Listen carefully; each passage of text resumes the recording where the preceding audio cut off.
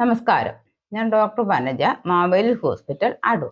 ഇന്ന് ഞാൻ നിങ്ങളുമായിട്ട് ഷെയർ ചെയ്യുന്നത് നടുവേദനയെക്കുറിച്ചുള്ള കുറച്ച് കാര്യങ്ങളാണ്. ഇന്നിപ്പോൾ ബഹുഭൂരിപക്ഷം ആളുകളെയും അലട്ടുന്ന ഒരു അസുഖമാണ് നടുവേദന. കൂടുതലും നമ്മുടെ ജോലിയുമായിട്ട് ബന്ധപ്പെട്ടാണ് നടുവേദന നമുക്കുണ്ടാകുന്നത്.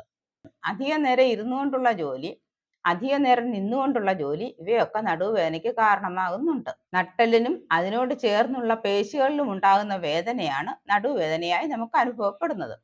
90% പേരിലും ജോലി സംബന്ധമായുള്ള നടുവേദനകളാണ് ഉണ്ടാകുന്നത്. 33 ബോൺസിന്റെ ഒരു നീണ്ട ശൃംഖലയാണ് നട്ടെല്ല്. ഇതിൽ 7 എണ്ണം കഴുത്തിന് പിൻവശത്തായിട്ട് വരുന്നു. ഉരസിന് പിൻവശത്തായിട്ട് 12 എണ്ണം, ഇടുപ്പിന് പിന്നിലായിട്ട് 10 എണ്ണം, ഏറ്റവും താഴെ അടിഭാഗത്തായിട്ട് 4 എണ്ണം. ഇങ്ങനെയുള്ള ബോൺസിന്റെ ഒരു നീണ്ട ശൃംഖലയാണ് നട്ടെല്ല്. ബോൺസിന്റെ ഇടയിൽ ഡിസ്ക് എന്നൊരു ഭാഗമുണ്ട്. ഇലാസ്റ്റിക് സ്വഭാവമുള്ള ഈ ഡിസ്കുകളാണ് നമുക്ക് ചലനത്തിന് സഹായിക്കുന്നത്. ആഘാതത്തിൽ നിന്നും സംരക്ഷണം നൽകുന്നതും ഈ ഡിസ്കുകളാണ്. കശേരുക്കൾ തമ്മിലുള്ള ഉരസൽ ഒഴിവാക്കാനും ഈ ഡിസ്കുകൾ സഹായിക്കും. ഇവയുടെ സ്ഥാനഭ്രംശം, ഉളുക്ക് എന്നിവയാണ് നമുക്ക് നടുവേദനയായിട്ട് അനുഭവപ്പെടുന്നത്. ഇവയിൽ ഇടുപ്പിന്റെ പിൻഭാഗത്തുള്ള വേദനയാണ് മിക്കവാറും ആൾക്കാർക്കുണ്ടാകുന്നത്. ഏത് രോഗത്തിലെയും പോലെ കാരണങ്ങൾ ഒഴിവാക്കുക എന്നുള്ളതാണ് നടുവേദനയ്ക്കും പ്രധാനമായി ചെയ്യേണ്ടത്. കൂടുതൽ സമയം ഇരിക്കുന്ന ജോലിയാണെങ്കിൽ ഇടയ്ക്കൊന്ന് എണീറ്റ് നടക്കുക, കൂടുതൽ സമയം നിൽക്കുന്ന ജോലിയാണെങ്കിൽ ഇടയ്ക്ക് കുറച്ച് വിശ്രമിക്കുക, ഇവയൊക്കെ ചെയ്യുന്നത് നല്ലതാണ്. അതിനോടൊപ്പം തന്നെ നമുക്ക് യുക്തമായ ചികിത്സയും ചെയ്യാം. വീട്ടിൽ തന്നെ ചെയ്യാനൊക്കുന്ന തൈലങ്ങൾ ചൂടാക്കി പുരട്ടുക, ആവി പിടിക്കുക, ഇവയൊക്കെ ചെയ്യാം. കൂടുതൽ സമയം ഇരിക്കുമ്പോഴും ഭാരമെടുക്കുമ്പോഴും മറ്റും നട്ടെല്ലിലെ അസ്ഥികൾക്കും മാംസപേശികൾക്കും ആയാസം അനുഭവപ്പെടുന്നു. ഇത് നടുവേദനയ്ക്ക് കാരണമാകുന്നു.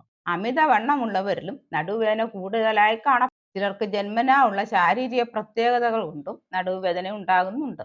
മറ്റു ചില രോഗങ്ങൾ കാരണവും നമുക്ക് നടുവേദന ഉണ്ടാകുന്നുണ്ട്. വൈറ്റമിൻ ഡി, കാൽസ്യം എന്നിവയുടെ അഭാവം നിമിത്തം അസ്ഥികൾക്ക് ക്ഷയം സംഭവിക്കുകയും നടുവേദന അനുഭവപ്പെടുകയും ചെയ്യും. അരക്കെട്ടിനുണ്ടാകുന്ന വേദന, പിടുത്തം, നേരെ നിവർന്നു നിൽക്കുവാൻ പ്രയാസം, വശങ്ങളിലേക്ക് തിരിയുവാൻ പ്രയാസം, മലർന്നു കിടന്ന് കാലുകൾ ഉയർത്തുമ്പോൾ വേദന അനുഭവപ്പെടുക എന്നിവയാണ് കൂടുതലും നടുവേദനയുടെ ലക്ഷണങ്ങൾ. നിൽക്കുവാനും നടക്കുവാനും ഇരുന്നിട്ട് എണീക്കുവാനും പ്രയാസം അനുഭവപ്പെടുന്നു. നടുവേദനയിൽ നട്ടെല്ലിന്റെ ഭാഗത്ത് ചുവപ്പ്, നീര്, ചൂട് ഇവയുണ്ടാകും. രക്തപരിശോധനയിൽ HB കുറവും ESR കൂടിയും ഇരിക്കും. നടുവേദന 1 മാസത്തിൽ കൂടി നിൽക്കുകയാണെങ്കിൽ നമുക്ക് എക്സ്റേ എടുക്കേണ്ടി വരും. എക്സ്റേയിൽ നിന്ന് നമുക്ക് കൂടുതൽ കാര്യങ്ങൾ മനസ്സിലാക്കാൻ സാധിക്കും.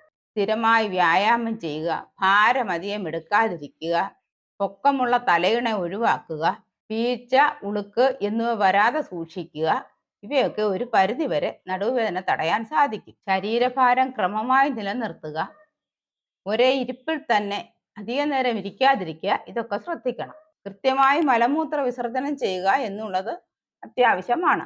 മലബന്ധം ഒഴിവാക്കാനുള്ള ഭക്ഷണങ്ങൾ കഴിക്കുക, അതായത് നാരുള്ള ഭക്ഷണങ്ങൾ കഴിക്കുക, ദ്രവാംശം കൂടുതലുള്ള ഭക്ഷണങ്ങൾ കഴിക്കുക, ഇവ മലബന്ധം ഒഴിവാക്കാൻ സാധിക്കും. നേരത്തെ പറഞ്ഞ പോലെ തന്നെ തൈലങ്ങൾ പുരട്ടി ചൂട് പിടിക്കുക, തുണി, പഞ്ഞി മുതലായ തൈലങ്ങൾ മുക്കി ആ വേദനയുള്ള ഭാഗത്ത് ഇടുക. ചെറിയ ചൂടോടെ ഇടണം. ചൂട് പോകുമ്പോൾ പിന്നെയും തൈലത്തിൽ മുക്കി ആ തുണി അവിടെ തന്നെ ഇടുക. അങ്ങനെ വേദന കുറയ്ക്കാൻ സാധിക്കും. കൊട്ടൻ ചുക്കാദി, ധാന്വന്തരം മുതലായ തൈലങ്ങൾ ഇതിനായി ഉപയോഗിക്കാവുന്നതാണ്. വേദനയുള്ള ഭാഗത്ത് ചുറ്റുമായി ഉഴുന്നുകൊണ്ട് ഒരു തടയുണ്ടാക്കി അവിടെ തൈലം ഒഴിച്ചു നിർത്തുന്ന പ്രക്രിയയും നല്ലൊരു ചികിത്സയായിട്ട് കാണുന്നുണ്ട്.